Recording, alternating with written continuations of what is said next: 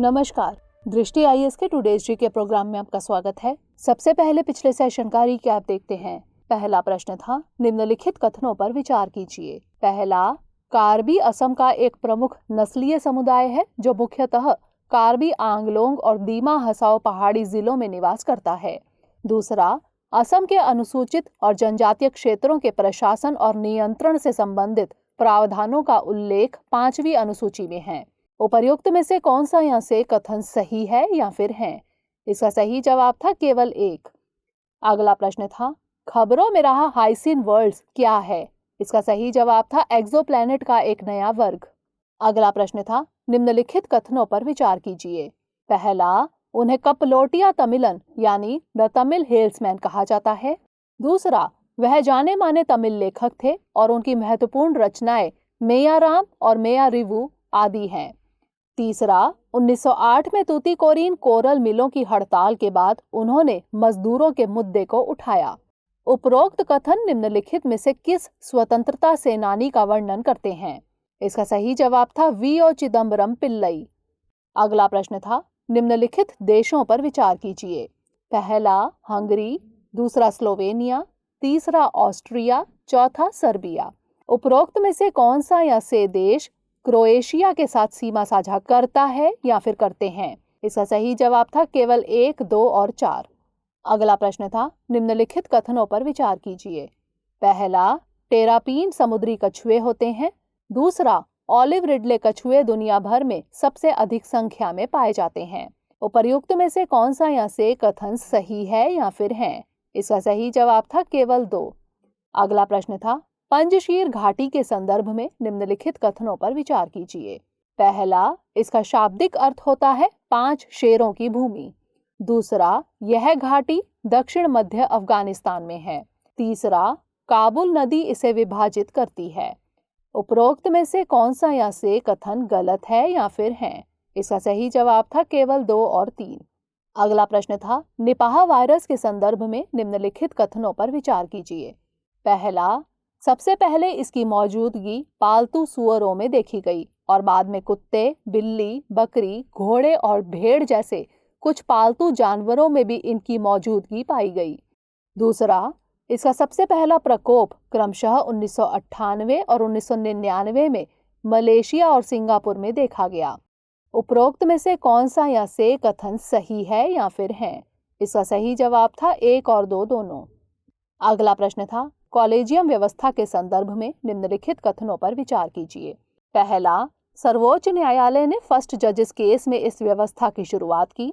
दूसरा, थर्ड जजेस केस में राष्ट्रपति द्वारा सलाह मांगे जाने पर सर्वोच्च न्यायालय ने कॉलेजियम व्यवस्था का विस्तार 5 सदस्यीय निकाय के तौर पर किया।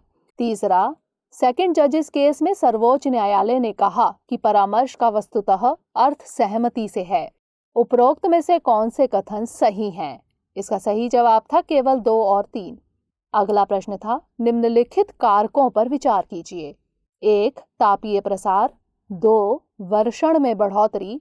3, महासागरीय प्लेटों का महाद्वीपीय प्लेटों के नीचे आ जाना। 4, हिमनदों का पिघलना।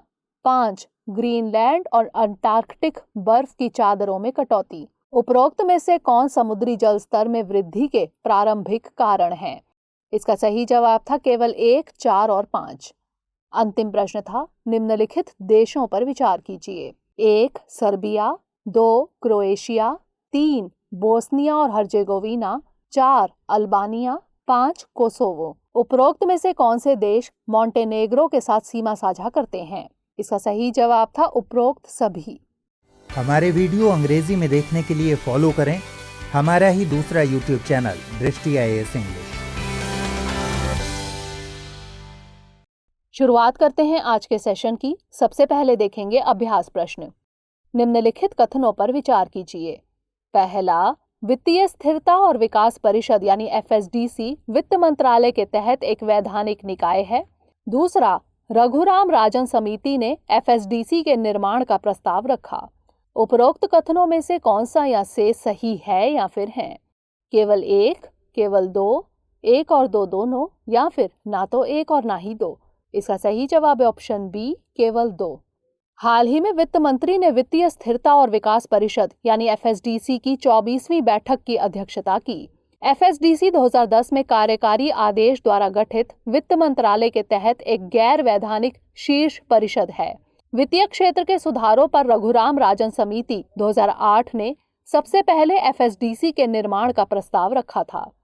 तो इस तरह इस प्रश्न का सही जवाब है ऑप्शन बी, केवल 2। आज के सेशन का पहला प्रश्न है, निम्नलिखित कथनों पर विचार कीजिए। पहला, मांडा भैंस मूल रूप से पश्चिमी घाट में पाई जाती है। दूसरा, मांडा भैंस को भारत में पाई जाने वाली भैंसों की 19वीं अनूठी नस्ल के रूप में सूचीबद्ध किया गया है। तीसरा, मांडा भैंस का IUCN स्टेटस एंडेंजर्ड है। उपरोक्त में से कौन सा या से कथन सही है या फिर है? केवल 1 और 2, केवल 2, केवल 1 और 3 या फिर 1, 2 और 3? इसका सही जवाब है ऑप्शन बी, केवल 2। हाल ही में national bureau of animal genetic resources यानी NBAGR ने मांडा भैंस को भारत में पाई जाने वाली भैंसों की 19वीं अनूठी नस्ल के रूप में मान्यता दी है। मांडा भैंस मूल रूप से पूर्वी घाट में पाई जाती है। इन्हें IUCN में लिस्टेड नहीं किया गया है। तो इस तरह इस प्रश्न का सही जवाब है ऑप्शन बी, केवल 2। अगला प्रश्न है, निम्नलिखित में से किस राज्य या केंद्र शासित प्रदेश को हाल ही में उसका अपना पहला परागण कैलेंडर यानी पॉलन कैलेंडर मिला है? चंडीगढ़, राजस्थान, दिल्ली या फिर गुजरात? इसका सही जवाब है ऑप्शन ए, चंडीगढ़। चंडीगढ़ को उसका अपना पहला परागण कैलेंडर मिला है। यह एलर्जी उत्पन्न करने वाले संभावित कारकों की पहचान कर सकता है। परागण कैलेंडर एक विशेष भौगोलिक क्षेत्र में एलर्जी उत्पन्न करने वाले एयरबॉर्न पराग कणों के टाइम डायनामिक्स के बारे में बताता है। तो इस तरह इस प्रश्न का सही जवाब है ऑप्शन ए, चंडीगढ़। अगला प्रश्न है, निम्नलिखित कथनों पर विचार कीजिए। पहला, भारतीय अक्षय ऊर्जा विकास संस्था लिमिटेड यानी इरेडा को मिनी रत्न का दर्जा दिया गया है। दूसरा, इरेडा का मुख्यालय चेन्नई में है। तीसरा, इरेडा RBI में गैर बैंकिंग वित्तीय कंपनी के रूप में भी पंजीकृत है। उपर्युक्त में से कौन सा या से कथन सही है या फिर है? केवल 1 और 2, केवल 2, केवल 1 और 3 या फिर 1, 2 और 3? इसका सही जवाब है ऑप्शन सी, केवल 1 और 3। हाल ही में भारतीय अक्षय ऊर्जा विकास संस्था लिमिटेड यानी इरेडा ने Tamil Nadu generation and distribution corporation limited के साथ एक समझौता ज्ञापन पर हस्ताक्षर किया है। इस समझौते के तहत इरेडा अक्षय ऊर्जा परियोजनाओं के विकास में अपनी तकनीकी विशेषज्ञता प्रदान करेगा। इरेडा RBI में गैर बैंकिंग वित्तीय कंपनी के रूप में पंजीकृत है। 2015 में इसे नवीन एवं नवीकरणीय ऊर्जा मंत्रालय द्वारा मिनी रत्न श्रेणी 1 का दर्जा दिया गया था। इरेडा का मुख्यालय नई दिल्ली में स्थित है। तो इस तरह इस प्रश्न का सही जवाब है ऑप्शन सी, केवल 1 और 3। अगला प्रश्न है, क्षय रोग के संबंध में निम्नलिखित कथनों पर विचार कीजिए। पहला, मल्टी ड्रग रेजिस्टेंस ट्यूबरकुलोसिस यानी MDR-TB एक ऐसा स्ट्रेन है जिसका इलाज सबसे शक्तिशाली फर्स्ट लाइन ट्रीटमेंट एंटी-TB दवाओं से नहीं किया जा सकता है। दूसरा, वर्तमान में TB की रोकथाम के लिए एकमात्र उपलब्ध वैक्सीन बैसिल कैलमेट गुएरिन यानी BCG है। उपर्युक्त में से कौन सा या से कथन सही है या फिर है? केवल 1, केवल 2, 1 और 2 दोनों या फिर ना तो 1 और ना ही 2? इसका सही जवाब है ऑप्शन सी, 1 और 2 दोनों।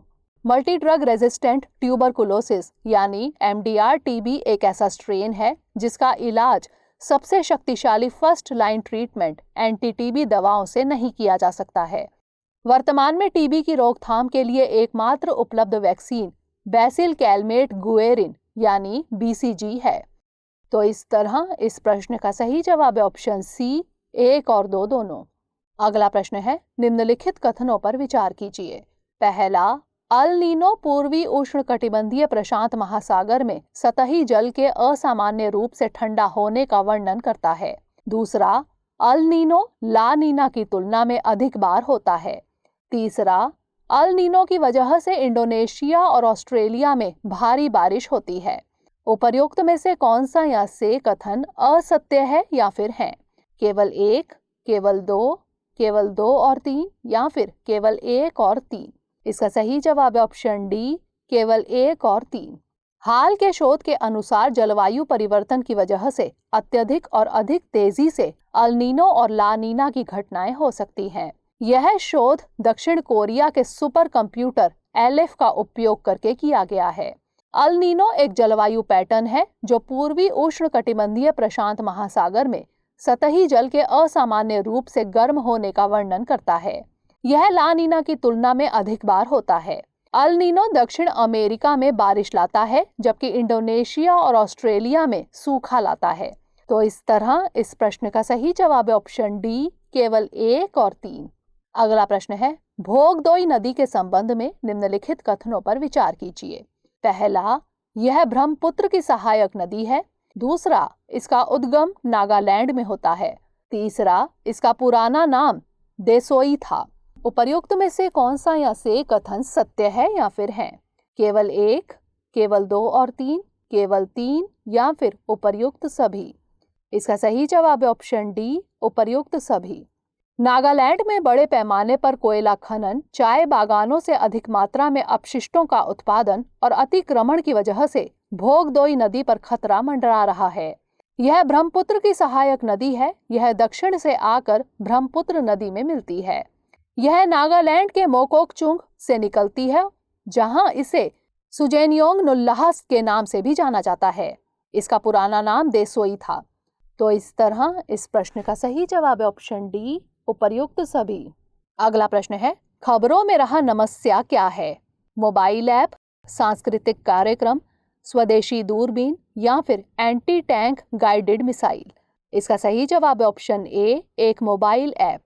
खान मंत्रालय के तहत Navratna company national aluminium company limited यानी नाल्को सूक्ष्म और लघु उद्यमों को सशक्त बनाने में महत्वपूर्ण भूमिका निभा रही है। इसने NALCO micro and small enterprise yoga योग एप्लीकेशन यानी नमस्या नामक एक ऐप लॉन्च किया है। यह एक बाइलिंगुअल ऐप है। इससे सूक्ष्म और लघु उद्यमों को काफी फायदा होगा। तो इस तरह इस प्रश्न का सही जवाब है ऑप्शन ए, एक मोबाइल ऐप। अगला प्रश्न है, ब्रिक्स के संबंध में निम्नलिखित कथनों पर विचार कीजिए। पहला, तीसरे ब्रिक्स शिखर सम्मेलन में दक्षिण अफ्रीका ब्रिक्स में शामिल हुआ था। दूसरा, ईथेक्विनी घोषणा के तहत न्यू डेवलपमेंट बैंक की स्थापना की गई। तीसरा, 2020 में ब्रिक्स द्वारा ब्रासीलिया घोषणा को अपनाया गया था। उपर्युक्त में से कौन सा या से कथन असत्य है या फिर है? केवल 1, केवल 2 और 3, केवल 2 या फिर केवल 3? इसका सही जवाब है ऑप्शन बी, केवल 2 और 3। प्रधानमंत्री श्री नरेंद्र मोदी आगामी गुरुवार को वर्चुअली ब्रिक्स के वार्षिक शिखर सम्मेलन की अध्यक्षता करेंगे।